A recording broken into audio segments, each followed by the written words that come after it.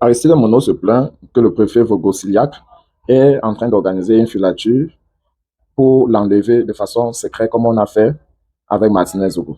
Il présente son témoignage comme une lutte pour la justice, affirmant avoir recueilli des preuves et est prêt à engager une bataille judiciaire. Aristide Monod souligne l'importance de la responsabilité individuelle en droit et fait rappel à la vigilance des autorités et au soutien du public.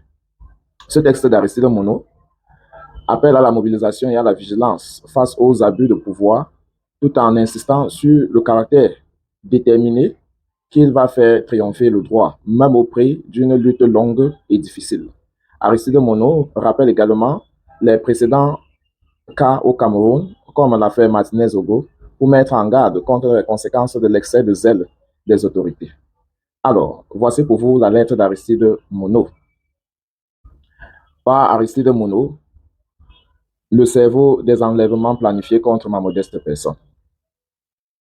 Les commanditaires de la filature et des tentatives d'enlèvement dont j'ai jusqu'ici été la cible n'est rien d'autre que M. Vogossia. Il s'agit du nouveau préfet de Vaury, ancien préfet de l'Anvila, qui s'était illustré en 2020 par les menaces contre ce chef traditionnel qui refusait de prendre les seaux au vide. C'est donc un monsieur foncièrement zélé, pédant et prêt à tout pour s'affirmer dans sa carrière. Il a initié son action ténébreuse, mon arrestation clandestine, sans avis préalable de l'hierarchie de la gendarmerie et de la police.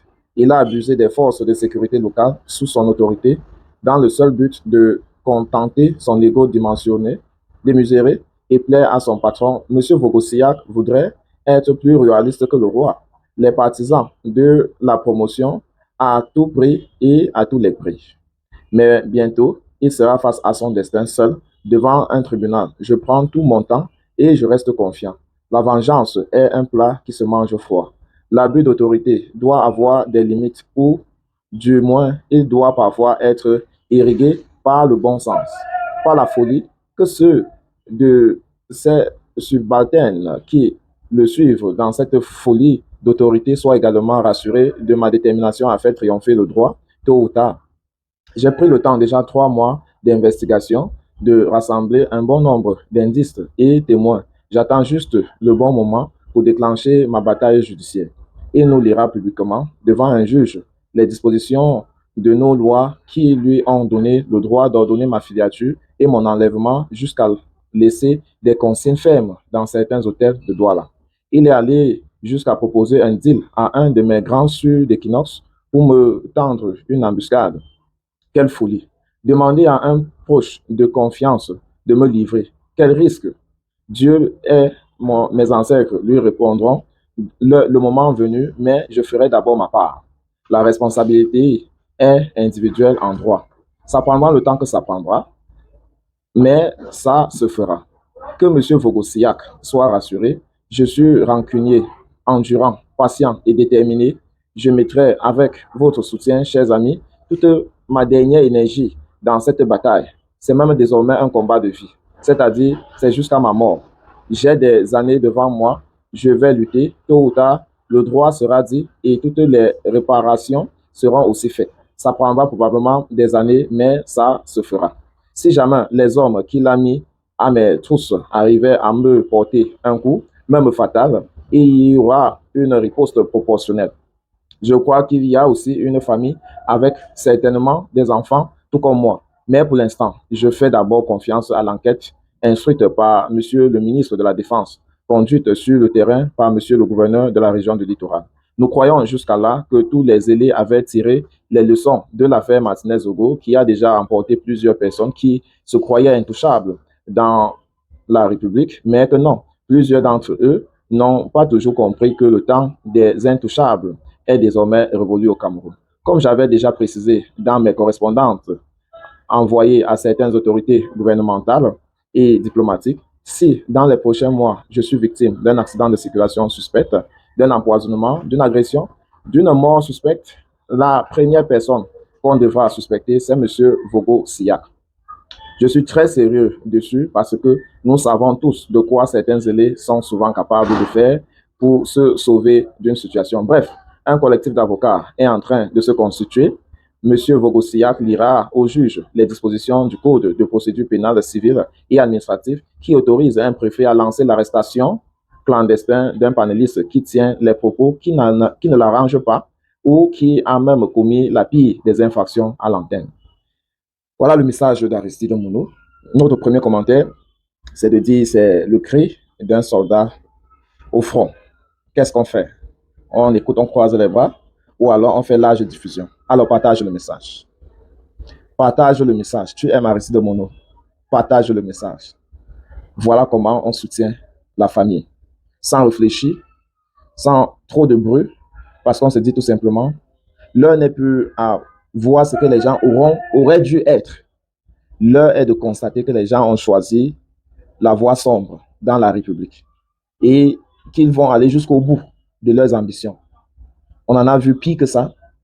Et s'ils pouvaient étrangler la tête de quelqu'un qui jouait dans leur camp, c'est-à-dire il était RDP6 et avait choisi l'option de dénoncer quand même, qu'en diront tout de quelqu'un d'en bas en bas qui est pourchassé tout simplement à cause de sa capacité de dire la vérité. Mais partout dans le monde, toutes les démocraties, les civilisations qu'on a connues, n'a pu réussir que grâce à des personnes comme Aristide Mounou, comme vous également qui partagez le message. Parce que d'autres choisissent de passer ce temps dans les jouissances dont vous avez renoncé, vous avez sacrifié pour vous intéresser au projet de la renaissance de notre pays. Félicitations à vous. L'histoire, la patrie, vous serez reconnaissant. Alors, est-ce qu'il fallait faire ce communiqué ou pas? De toutes les façons, nous vivons une réalité. Elle participe d'une stratégie. Et qui dit stratégie ne peut pas dire pourquoi ce message devrait être publié. L'essentiel, c'est qu'elle est publiée et que nous sommes en train de la partager. C'est vraiment ce sur quoi il faut qu'on s'en tienne. Également, pour préparer l'esprit du bourreau, qui généralement excelle dans le silence. Vous comprenez un peu? Pour dire, si ce n'est que le peuple de la Renaissance est complice, le bourreau, quel que soit le stratagème qu'il utilise, ne peut pas arriver à ses fins. Nous avons déjà lu les civilisations, on a compris comment les révolutions se passent.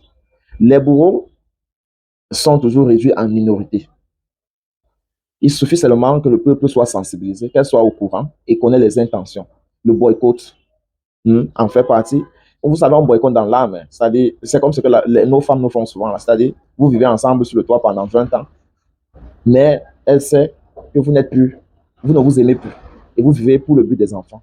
Donc, l'esprit que vous voyez là, ça regorge beaucoup de choses. Et lorsque le peuple vous a vomi, quel que soit l'effort que vous allez faire pour revenir dans leur cœur, ça n'arriverait jamais. Voilà pourquoi l'histoire connaît beaucoup de personnes qui ont combattu, mais le mauvais combat. Et voilà pourquoi on ne les retient presque pas. Et pourtant, pendant leur vécu, ils ont pratiquement tout fait. Et ça, vous savez les efforts que Mobutu a fait pour rester dans l'esprit des Aérois. Mais combien en parle aujourd'hui? Or, le Lumumba, qui n'a justement fait que ce qu'il fallait faire, même très loin de Kinshasa, on continue à attendre l'étouffe de sa voix.